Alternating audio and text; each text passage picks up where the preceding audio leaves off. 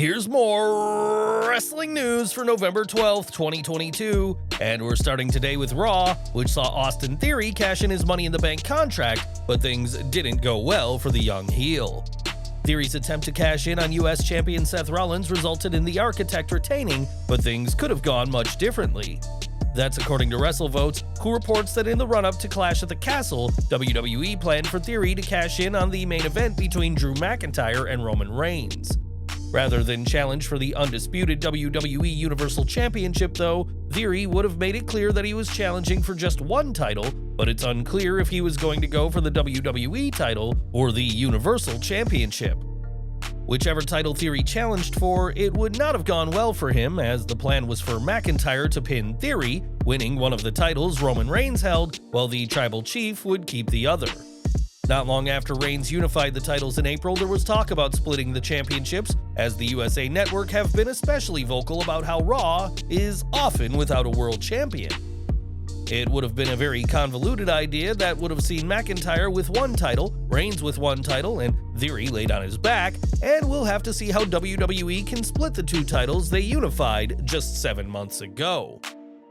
Earlier this week, Braun Strowman had some scathing comments for indie wrestling and for any wrestlers who didn't wrestle his style. After considerable backlash from fans and wrestlers alike, Strowman would backtrack, saying it was just a joke, but Braun does have some stars on his side. During the latest After the Bell podcast, Corey Graves gave his 2 cents about Braun's recent comments and didn't see why fans were annoyed at the self-professed best big man in wrestling. To everybody on the internet that's all up Braun's ass about Braun being proud of himself and him, in his opinion, declaring that was the greatest big man match of all time, look, that doesn't have to be your opinion. Everybody's entitled to their opinion. Everybody may be entitled to their own opinion, and many higher-ups in WWE are of the opinion that Braun is not serious about his career, despite only recently being brought back. Strowman may have backtracked on his earlier comments, but the damage has already been done, and with those in WWE unhappy with the monster among men, don't expect any titles in his immediate future. Now, Charlotte Flair hasn't been seen on WWE TV since May's WrestleMania Backlash event, where she lost the SmackDown Women's Championship to Ronda Rousey. Not only has Flair not been on WWE programming, she hasn't made any public appearances, though that nearly changed this week. Flair was supposed to make an appearance at a sports convention this weekend, but yesterday informed fans that she had pulled out and did not provide a reason. While Charlotte did not specify why she's out of the event, Wade Keller of PW Torch reports that it is due to some scheduling conflicts. While Flair won't be appearing at the big event in New York, her husband Andrade did, and Flair asked fans to go say hi to the AEW star. WWE hasn't provided a timeline for when Charlotte is expected back in the ring, though it's possible she could be a surprise entrant in the 2023 Women's Rumble match, but for the time being, the Queen is still missing. We've got some injury news now, as Tommaso Ciampa has been missing for the past month or so due to an injury and having hip labrum surgery. It was only earlier this year that the 2-time former NXT champion was called up and paired with The Miz, but there's an unfortunate update on his condition. PW Insider reports that Ciampa's condition hasn't improved too much, and WWE have said that he will be out of action for the rest of the year. Ciampa will return in 2023, but there's no word on when exactly in 2023. And there's the real possibility that he could miss WrestleMania season.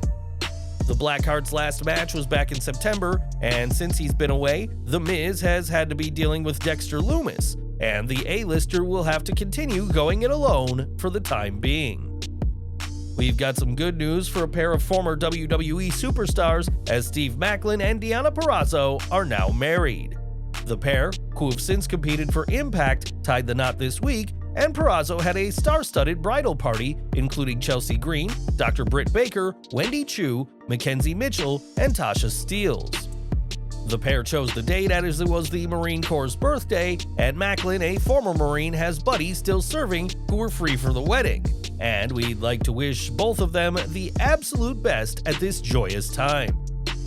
Since his final farewell at Survivor Series 2020, The Undertaker has appeared more and more out of character, hosting his one-man performances, usually near WWE events. These one-dead-man shows have proven to be a hit with fans, and the next one will take place in January. The Undertaker's next show will be in San Antonio on January 27th, the day before WWE hosts their Royal Rumble Premium Live event. The Phenom got his first start in wrestling in Texas and knows all about winning the Royal Rumble, so we imagine he'll have plenty to say at his next show in 2 months' time. We've got some concerning news from the world of Lucha Libre now, as an arena used by CMLL was the setting for a shooting recently. The arena Coliseo is a popular venue in Mexico City and is primarily used for wrestling, and in the latest Wrestling Observer newsletter, Dave Meltzer reported on the shooting. It's noted that the shooting took place around 11 p.m. last Sunday, and it's reported that a man exited the venue with 2 young women, while another jumped out of a car parked outside and fired. The victim was identified as 35-year-old Jorge Adrian, who had sadly died by the time emergency services arrived, and as seen in photos, the remaining audience members were desperate to flee the scene and defend themselves. The shooter has yet to be identified, and there has been no motive given for the attack, and we are hoping that this killer is brought to justice after this senseless act of violence. Now, Chris Jericho has had an incredible career in wrestling, full of plenty of highs in various promotions, but he's also had some incredibly low moments.